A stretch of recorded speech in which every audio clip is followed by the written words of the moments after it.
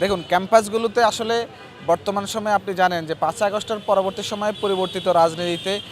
আপনার যেই ধারা প্রচলিত হয়েছে সেই প্রচলনাতে বাংলাদেশ জাতীয়তাবাদী ছাত্রদল সকলকে ডেকে এনে অনুপ্রেরণা দিয়ে এবং সকলের সাথে ঐক্যবদ্ধভাবে মুক্ত গণতান্ত্রিক চর্চা এবং প্রতিটি ক্যাম্পাসে সকল রাজনৈতিক সংগঠনের যে সহাবস্থান এবং সাধারণ শিক্ষার্থীদের কথা বলার স্বাধীনতা, চলাফেরার স্বাধীনতা এবং শিক্ষার মানোন্নয়ন, শিক্ষার পরিবেশ বজায় রাখার জন্য ছাত্রদলের অনেকগুলো উদ্যোগ গ্রহণ করেছে। আপনারা জানেন ৫ আগস্টের পরে যেই মব কালচারের সৃষ্টি হয়েছে তারই কিছু ধারাবাহিকভাবে আমরা মব কালচারের ব্যাপারে সরকার জিরো টলারেন্স বলেছে, কিন্তু ক্যাম্পাসগুলোতে এখন আমরা দেখতে পাচ্ছি সেই অতীতের যারা ৫ আগস্টের পরবর্তী সময়ে এবং নির্বাচনের পূর্ববর্তী সময়ে মব করে বিভিন্ন ধরনের তাদের নিজেদের স্বার্থ হাসিল করত, সেই কাজগুলো কিন্তু এখন চলমান রয়েছে। তাছাড়া বিগত সময়গুলোতে আপনি দেখেন জামাতের বিভিন্ন নেতাকর্মীর বিরুদ্ধে যখন সারা বাংলাদেশে ধর্ষণ এবং আদার্স ঘটনা অহরহ ঘটছে এবং ছাত্র শিবিরের নেতাকর্মীদের সাথে তাদের নিজেদের কাছ থেকে মানে যে সমকামিতার অভিযোগ আসছে, এই বিষয়গুলোকে অন্যদিকে মোড় নেওয়ার জন্য কিন্তু আপনার এই ক্যাম্পাসগুলোকে উত্তপ্ত করার প্রচেষ্টা চলছে। সুতরাং আমরা যদি মনে করি যে ক্যাম্পাসে 12ই ফেব্রুয়ারির পরে প্রতিটি রাজনৈতিক সংগঠন, ছাত্র সংগঠন তাদের মুক্ত গণতান্ত্রিক চর্চার যে সুযোগ পেয়েছে এবং ছাত্রদল সেখানে সর্বোচ্চভাবে সকল রাজনৈতিক দলকে অনুপ্রেরণা দিচ্ছে যে আপনারা মুক্ত গণতান্ত্রিক চর্চা করুন। আমরা যদিও একটা ছাত্র সংগঠন যারা রাষ্ট্র পরিচালনার দায়িত্বে আছে আমাদের মাদার সংগঠন, সেই হিসেবে আমরা তাদেরকে সকল ছাত্র সংগঠনকে অনুপ্রেরণা দিচ্ছি। সেই জায়গায় ওই জামাতের ধারাবাহিকভাবে অন্যায় এবং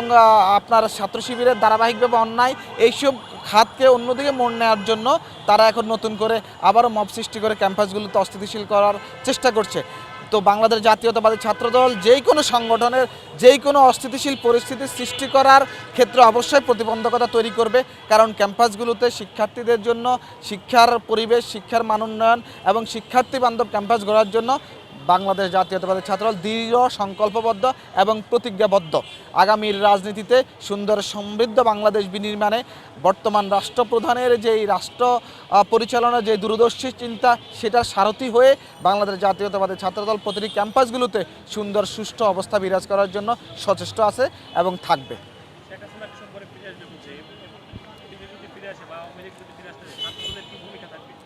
শেখ হাসিনা তো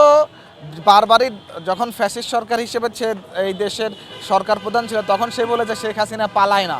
এখন সে বলছে সে ফিরে আসবে, এর আগেও কয়েকবার বলছে টুস করে চলে আসবে। এই ধরনের কথাবার্তার আসলে কোনো ভিত্তি নেই। আমরাও চাই শেখ হাসিনা আসুক, তার বিচারের অপেক্ষায় আছি। সে এত গণহত্যা চালিয়েছে, এত মানুষকে পঙ্গু বানিয়েছে, এত গুম খুন নির্যাতন নিপীড়ন করে বিরোধী মতের সকল নেতাকর্মীকে যেই পরিমাণ নির্মম অত্যাচার চালিয়েছে, সে অত্যাচারীর অবশ্যই দেশে এনে শাস্তির আওতায় হবে। তাকেও এয়ারপোর্টে খুঁজে পাওয়া যাবে কিনা আমার সন্দেহ আছে, কারণ সাধারণ মানুষ তাকে যেভাবে 5ই আগস্টে বাংলাদেশ থেকে বিতাড়িত করেছে, এখন যদি সে সরকারের ওই দুটা রাষ্ট্র ভারত এবং বাংলাদেশের পররাষ্ট্রের সাথে যদি সংযুক্ত না হয়ে তাকে যদি ফিরিয়ে দেওয়া না হয় এবং তাকে যদি দেশে ফিরিয়ে দিতে যদি ভারত